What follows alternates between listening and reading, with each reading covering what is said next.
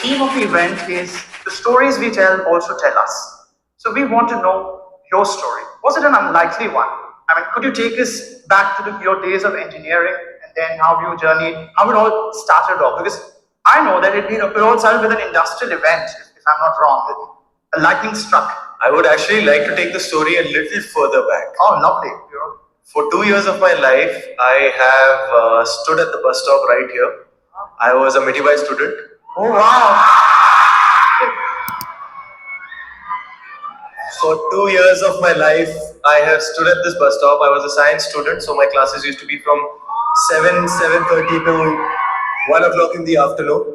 And I used to stand at the bus stop over here, wait for 79, 33, 38. These were the 3 buses that used to take me home. And I want to know, how much does the vada pav cost over here now? It's pretty steep now. It's pretty steep. 30? 20? So when I was doing my junior college in Mitibai, this was 2001 to 2003. By the way, when was the last time you had a vada pav? Vada pav. I keep having vada pav on set. Yeah, I call for vada pav. But in 2001 to 2003, I was in Mitibai. And that time, the vada pav used to be of 5 rupees. 5 rupees. So I've started from here. Right. And then, of course, I did my engineering from Rajiv Gandhi Institute of Technology. Till that time, I'm still that guy, but I've always believed in living in the present, going with the flow, and just being completely honest to what I'm doing now. The plan was to do post-graduation. I was good in studies, but I was very active on stage since childhood, but never really thought that I want to make it a career choice.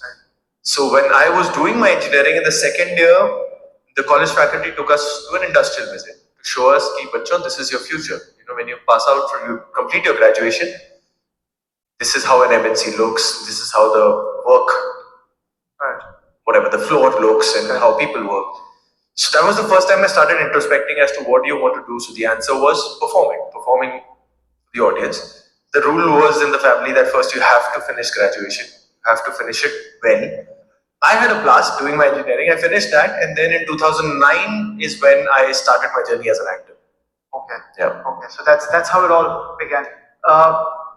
As audience, we always like to look at the glory days of an actor, of how he's doing well and all the success and fanfare that he's enjoying. But failures is something that we don't talk about.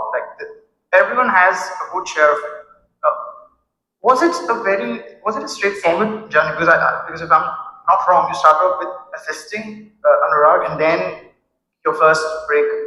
So was it a straightforward journey, or how did you take failures? It was a straightforward journey, but of course I wanted to learn acting. Of course I wanted to learn the skills. But more than that, I just wanted to be sure that if I'm made to act every day, am I a happier soul or am I cribbing about it? That's what I really wanted to know. So I did that, and by the end of it, I got my answer that I really, really love doing this. After that, I was also sure, I remember I was 22 back then, right after engineering, I was 22. I was in no hurry to be in front of the camera, right? Because I knew that firstly, camera captures everything. You're a good actor, bad actor, fantastic actor, worst actor. It will present you the way you are, because in acting, your eyes have to be honest, and the camera captures everything. The audience, in 2 seconds of sitting in that cinema hall, in that first shot you give, in that first scene that you do, they know that if you can act or not.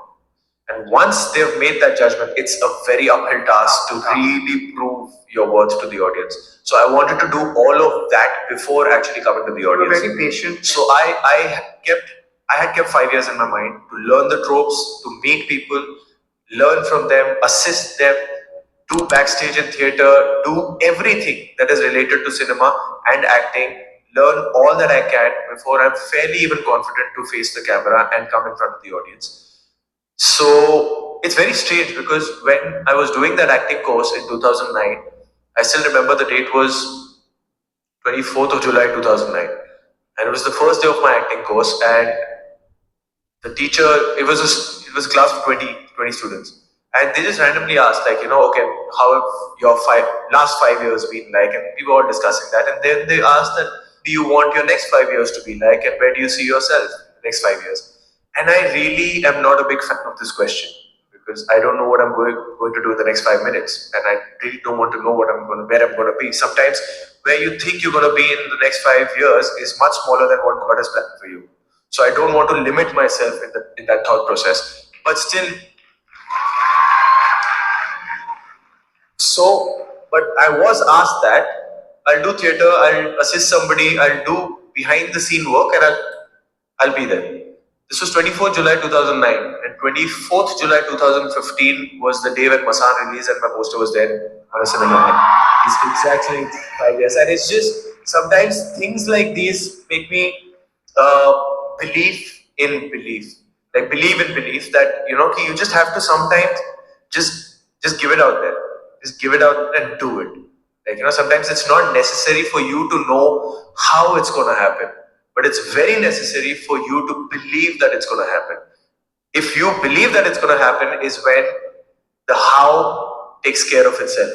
So, I mean, you guys are going to start and do whatever you want to do in life, but never lose that belief. That's step one. Before skill, before talent, before everything else, that's step one. Great. That's And I also want to give a disclaimer that I tend to forget my questions, and I go on a different trip. So just get me back whenever you So feel it that was way. more to do with the failure part. Failure, yes. I saw. That is very important because when you look at the youngsters Of now, course. they are very bad at accepting rejection. And failure is something that rattles them. Yeah. So I think it's equally important how you receive failure, because that's going to happen at some point of time. So how did you receive failure? Because there are a lot of people who look up to you. No, I feel failures must rattle you. I feel they must rattle you. They must shake you up, because it's only something good that comes out of it. Failure, I feel, is also one of the beginning stages for success.